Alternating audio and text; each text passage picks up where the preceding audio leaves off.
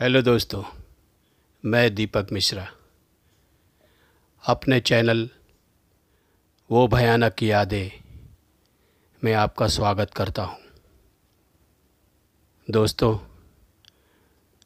मेरी जो पहले की कहानियाँ थीं, आप लोगों ने उन्हें बहुत ही पसंद किया। मेरी ये जो कहानी है, इसे भी आप लोगों को बहुत ही अच्छी लगेंगी। दोस्तों, अगर आपको मेरी कहानी अच्छी लगती हों तो लाइक, कमेंट और सब्सक्राइब ज़रूर करें। मैंने पहले भी कहा था, इससे मुझे आगे बढ़ने की प्रेरणा मिलेगी और मुझे भी कुछ उत्साह मिलेगा। मैं भी अच्छी अच्छी कहानियाँ ढूंढकर आप लोगों के लिए लेकर आऊँगा। तो दोस्तों, ये कहानी मनोरंजन के तौर पर सुने और कुछ कहानियाँ सत्य घटनाओं पर आधारित होती हैं जो कि अर्ध सत्य रहती हैं। मतलब इसमें कुछ आधा सच रहता है और कुछ आधा झूठ। इसीलिए आप इन कहानियों को मनोरंजन के तौर पर सुनें। मैं अपनी कहानी पर आता हूँ। दोस्तों, वैसे तो भारत में जगह जगह ऐसे स्थान हैं जहाँ पर भूतिया घटनाएं होती रहती हैं। उसी प्रकार मुंबई में एक पुल है जिसका कि नाम जलेबी पुल है। 1970 की बात है। मेरे एक दोस्त के पिताजी, जो इन दिनों गांव में हैं, कोई ज़माने में मुंबई में एक मिल में, कपड़े की मिल में सर्विस किया करते थे। वो बताते हैं, और दोस्तों इस समय वो रिटायर्ड हो चुके हैं। उनका पैर पूरी तरह से एक ख़राब है, वो चल फिर भी नहीं सकते हैं। उन्होंने मुझे एक घटना सुनाई थी। जिस समय 1970 के दशक में वो मुंबई में कपड़े की मिल में काम कर रहे थे, उन्होंने बताया मुझे कि जिस समय मैं मुंबई में काम करता था, उस समय मैं नाइट शिफ्ट में एक बार काम पे गया। अक्सर वो दिन में ही किया करते थे। कुछ ज़्यादा पैसे कमाने की लालसा से उन्होंने नाइट शिफ्ट ज्वाइन कर ली। तो दोस्तों, वो मुंबई के भायखला एरिया में रहा करते थे। वो बताते हैं कि मुंबई का जो जलेबी पुल है वो बहुत ही ख़तरनाक है। उस पर अक्सर रात को 12 बजे के बाद भूतिया घटनाएं होती रहती हैं। कई लोगों के साथ ये घटनाएं वहाँ पर हो चुकी हैं। वो बताते हैं कि कुछ उनके दोस्त थे, उन्होंने ये तक भी बताया कि कोई औरत बैठी रहती है भिखारन के रूप में। उसके पास एक बच्चा पड़ा रहता है। वो औरत रोती रहती है और चिल्लाती है कि मेरी मदद करो, मेरा बच्चा भूखा है, मेरा बच्चा भूखा है। अरे भाई, मेरी मदद करो।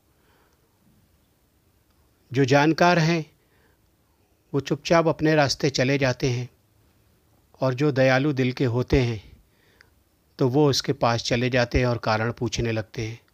जैसे ही वो उसका कारण पूछने के लिए उसके करीब जाते हैं, वो औरत उसे उठाकर रेलवे पुल के नीचे फेंक देती है। यही उसका रोज़ की दिनचर्या थी। तो दोस्तों, जो मेरे दोस्त के पिताजी हैं, ये बताते हैं कि एक रात वो नाइट शिफ्ट करके उनकी कुछ तबीयत बिगड़ गई थी। इसके लिए उन्होंने छुट्टी ले ली और वापस अपने घर की तरफ आने लगे। पुल के दूसरी तरफ के एरिया में उनका घर था। बसों का टाइम तो निकल चुका था। उस समय रात के 1:30 बज रहे थे। वह उस समय का दशक था जिस समय मुंबई में ज़्यादा करके सन्नाटा पड़ा रहता था। 1:30 बजे तक कोई भी बस नहीं चलती थी। इसके लिए पैदल ही वो चल पड़े और चलते चलते अचानक उस पुल के पास आए। अक्सर तो वो उस पुल के पास बस से ही गुजरते थे, लेकिन ये पहला अवसर था जो रात के समय वो उस पुल के ऊपर से गुजर रहे थे। अचानक जब वो उस पुल के ऊपर चढ़ने लगे, उन्हें वो घटनाएं याद आने लगीं। न जाने रह रहकर उनका दिल धड़कने लगा और वो पुल के ऊपर चलते रहे। चलते रहे, अचानक उन्हें एक औरत के रोने की आवाज़ आई, जो रो रही थी। वो समझ गए कि लगता है आज कहीं मेरी बारी ना आ जाए।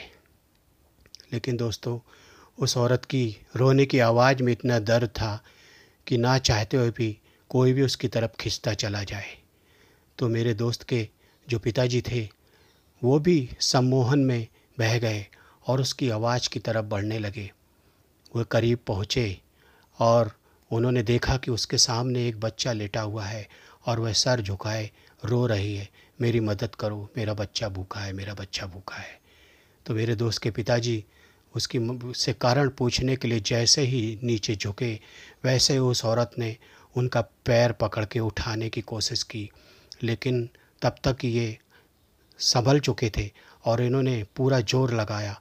वो औरत इनको घसीटते हुए पुल के ऊपर लुढ़काने लगी। लेकिन दोस्तों, वो इस कोशिश में कामयाब नहीं हो पाई। तभी सायरन बजाती हुई पुलिस की वायरलेस वहाँ से गुजर रही थी। उन्होंने देखा कि एक आदमी जो है पुल के नीचे कूद रहा है। पुलिस को ये नहीं दिखा कि उन्हें कोई औरत नीचे फेंक रही है।